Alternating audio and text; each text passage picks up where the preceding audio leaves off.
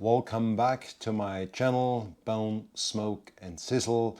Today I like to talk about weighing herbs and spices, and should we use spoons, cups, or should we use a weighing scales? End of the day you will decide, but stay tuned. It's an interesting subject and it's very important. Why weighing herbs and spices is so important, and why do we use scales or spoons and cups? Now, with this series here now, I'm trying to show you what I'm using and the practice I'm using for it. The practice of weighing spices and herbs making sausages is not only a matter of precision, but also a scientific approach that ensures consistent and delectable outcomes. While many recipes suggest using volume such as spoons or cups, relying on these measurements for spices and herbs can lead to taste discrepancies and hinder your sausages the flavor profile. Let's delve into the reason why weighing spices and herbs is the superior method and why using spoons and cups can be less reliable. I will give you 6 reasons why weighing a spice and a herb with a scale is the better options than using spoons and cups. The 6 reasons are density variations, direct measurement, flavor consistency, accurate recipe scaling, documentation and reproducibility, but also the professional touch you want to bring with your sausages. What I mean with that one here is when you're making them, you want to ensure they're always the same. But let's dive into it, each step, what I just told you, and I explain to you why you should weigh that. So bear with me, let's get going. The first major part would be the density variations of spices and herbs. So every spice density is varying based on factors such as grinding, moisture contents, how they have been packed. For instance, a teaspoon of spice, let's say cumin, will be different to let's say clove. So you would have a different amounts because the density of the spice itself varies from spice to spice. And also the major impact how it's being ground. And is it finely ground, is it coarse ground? And even so, if you take a spoon today and measure this one here in weight, and if you take this same spoon again tomorrow and the same spice, it will be a different weight again. So every time you take a spoon and measure a spice, it will never be the same. So because of the volume of the measurements, you are not accounting for the density of the spice or herb itself. And because of that, potentially what you're doing is you have a overpowering or underwhelming flavor variations in your sausages. The next point would be direct measurement. So what do I mean with it? Weight measured provided a direct representation of the quantity of the ingredients being used. So it doesn't matter if the spice is ground fine, coarse or somewhere between. The weight remains consistent, and that's what we are looking for. We want a consistency in the weight, not the volume. The accuracy is crucial in maintaining a consistent flavor profile from batch to batch what you're making. So if you make a sausage today, they should be the same in a month's time. So it should taste the same. There should be no variations in it. And if a teaspoon of spice taken today and in a month's time you're making the same product again, do you still use the same spoon? Is the moisture in the air the same? Is the spice being ground the same? Is it older? Is it fresher spice? So the intensity varies of spices. So it's important to weigh your spices. The beauty of weighing it, so regardless of the weight you've been used once you weigh it, the flavor profile because of that will be the same, which you do not get if you use spoons or cups. What I'm saying here, if a teaspoon of a certain spice is used every time, regardless of its actual weight, the flavor profile of that sausage will vary because you never get the same amount. I'm talking now in weight, not volume, of the spice using a spoon measure. Another part is flavor consistency. So consistency is paramount when you're making sausages, and this is also very true for the spices, so for your ingredients. So when you weigh a spice or herbs, that way you're ensuring you're always using the same amount. This is particularly important for signature recipes. So you want that recipe to stay the same every given time, and you only achieve that with weighing. But it's not just the flavor profile.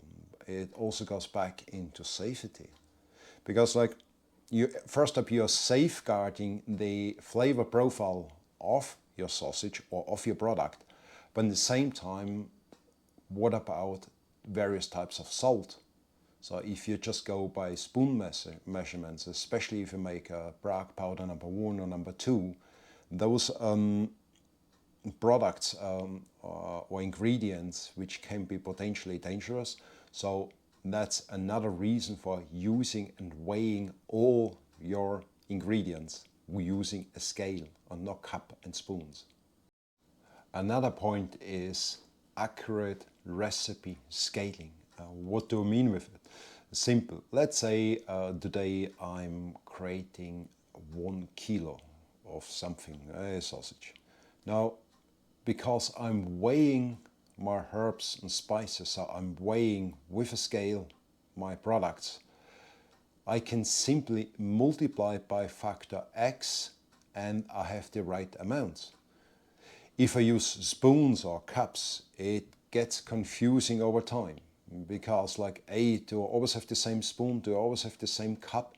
And is the herb or spice, as the ingredients, exactly the same as it was the last time? And you cannot guarantee that using that method. So for ease of scaling alone, it's worth to use a scale. So regarding of batch size, once you weigh your ingredients, so if you weigh your spices and your herbs, the flavor will be consistent and true. So the flavor remains true through that what it has been in the first time, at the 10th time, at the 50th time. It will always stay the same.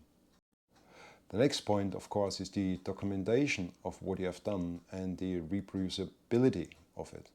Because like you're weighing everything, it's very simple to follow the instructions what you have done previously. So you're not relying of a cup or a spoon and what was the spice before that. So that way you just literally weigh it because you go by weight and not by volume. So this is very essential if you want to create the right balance between spices and your meat and the flavor profile. The last point, but not the least point, is for those aspiring to elevate their culinary skills, adapting the practice of weighing spices shows or brings a professional touch to your sausages. Even chefs, they weigh their main ingredients. Yes, you see them sprinkling on top and a little bit of flavor here, a bit of flavor here. This is more a show. End of the day, all professionals will weigh the spices and do not go with cups and spoons. With weighing, you can create some exceptional sausages because like you're very confident and you become professional in it, and the flavor profile, you know, it is the same. So if you always use good ingredients and you weigh it, you have the confidence on its own, which also will make you really a better sausage maker for hobby or professional. So what is the conclusion out of this here? While the convenience of taking a spoon or a cup and measure something for your sausages, also spices and herbs, but the scientific and the artistic approach really comes with weighing your ingredients. Because weighing spices ensures that your flavor profile is not only accurate but also safeguarded in the area that the taste is the same. So with weighing you become more efficient and more confident because, like you know, it will taste the same. So with this, how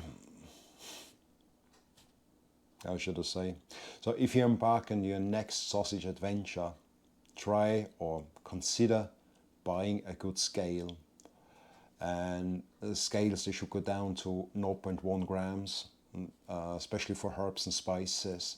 So they are usually scales which are used in a drugstore. They're not too expensive, but I would recommend to get the one because it's a small step which can lead to remarkable results of your culinary creation and confidence.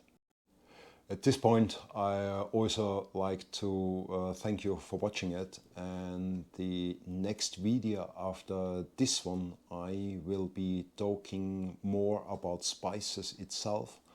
So we will talk about 25 various spices, their density, and I also will explain their flavor profiles and how it can be used. So don't miss that video.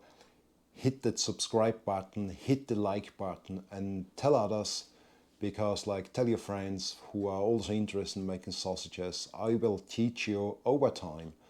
And in this series I will put all that boring stuff which we're just doing now, the basics of understanding of mixing before we even make sausages.